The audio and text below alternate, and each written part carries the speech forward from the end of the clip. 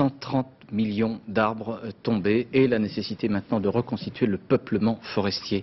Dans l'est du pays, près d'1 millier de communes ont vu leurs ressources pratiquement anéanties. Christine Bosse et Sylvain Gauthier se sont rendus dans le Bas-Rhin, puis dans les Vosges, pour un constat peu encourageant. C'est ce qu'on appelle le couloir de la tempête.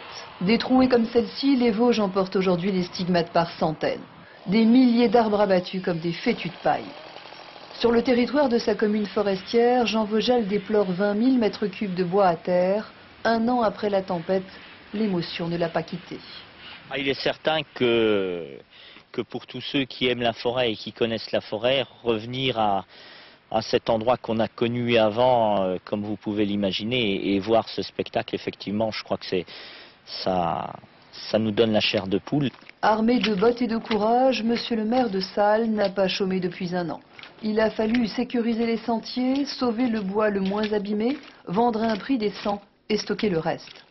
3000 mètres cubes pour assurer des rentrées financières à cette commune qui vit à 70% de la forêt. Pour le stockage sous aspersion, les communes sont aidées à 75% par l'État. Pour le reste, il a fallu emprunter. Pour rembourser ces emprunts, il faut au moins qu'on puisse vendre ce bois à 350-400 francs le mètre cube. Faute de quoi, on sera effectivement en très grande difficulté. Et ça, c'est pas garanti. Et ça, ce n'est absolument pas garanti. La chute des cours du bois de 50% et l'augmentation du prix de revient du débardage, toutes les communes forestières du massif vosgien y sont confrontées.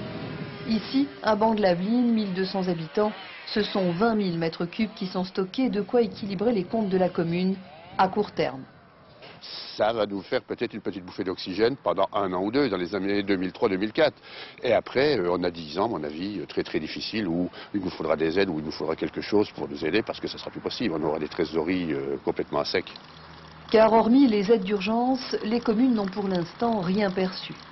Certaines auront bien du mal à se relever de la tempête du siècle.